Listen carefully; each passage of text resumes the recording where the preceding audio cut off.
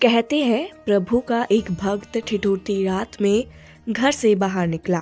उसने घर से 10-20 कदम ही आगे बढ़ाए होंगे कि उसे एक भिखारी मिला जिसके शरीर पर कोई कपड़ा नहीं था। भिखारी गिड़गिड़ाया। उसने कहा, मैं ठंड के मारे ठिठुर रहा हूँ। भगवान के नाम पर क्या आप मुझे कोई कपड़ा दोगे जिससे मैं अपना शरीर को ढक सकूं और अपना बचाव कर सकूं।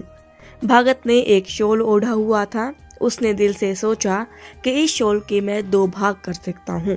एक भाग मैं उस गरीब को दे देता हूँ और एक भाग मैं खुद रख लेता हूँ। उसने ये कर भी दिया। उसने एक भाग उस गरीब को दे दिया और एक स्वयं ओढ़ लिया। उसी रात भगत ने एक सपना देखा जिसमें अपने भगवान को आधा शॉल ओढ़े हुए पाया। हैरान होकर उसने पूछा, मालिक यह क्या, आपने सिर्फ आधा शॉल ओढ़ रखा है। भगवान ने बताया, तुमने मुझे इतना ही तो दिया था।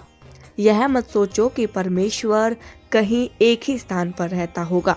मंदिर, मस्जिद, गिरजे और गुरुद्वारे में ही रहता होगा। वह उसमें भी है जिसको लोग शुद्र समझ लेते हैं। जरा देखो, वह ईश्वर उस विकलांग के चेहरे पर मुस्कुराता हुआ दिखाई देगा जिसकी तरफ हम देखना भी पसंद नहीं करते। साईं की पहचान करना और साईं से लगन लगाना बड़ी कठिन साधना है। ईश्वर तो हमारे भीतर की मांग है, वह हमारी आत्मा की धारणा है। उसकी कोई भौतिक तस्वीर नहीं बनाई जा सकती। हम अपने बनाए हुए ईश्वर की प्रार्थना तो कर रहे हैं, लेकिन जात पात, छुआछूत जैसे आडंबरों को भी मानते हैं। ईश्वर तो सब में है, आप में भी है और हम में भी है, पर हम उसकी खोज नहीं कर पा रहे हैं। परमात्मा हमारा स्वभाव सिद्ध अधिकार है। वह हमारे जीवन की हर संभावना का साथ सदा दे रहा है। धनवान धन को सपने नहीं देखता, धन तो उसके पास है। धन के सपने तो वह व्यक्ति देखता है जिसके पास धन नहीं है।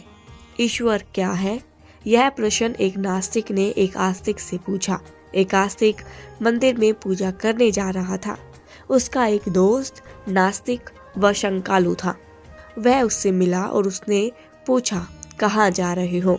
आस्तिक ने जवाब दिया, मंदिर में भगवान की पूजा करने जा रहा हूँ। नास्तिक ने फिर पूछा, तो बताओ भगवान कौन है? वह बड़ा है या छोटा है? आस्तिक ने श्रद्धापूर्वक उत्तर दिया, भगवान इतना बड़ा है कि कितने स्वर्गों के स्वर्ग उसमें समा नहीं पाते।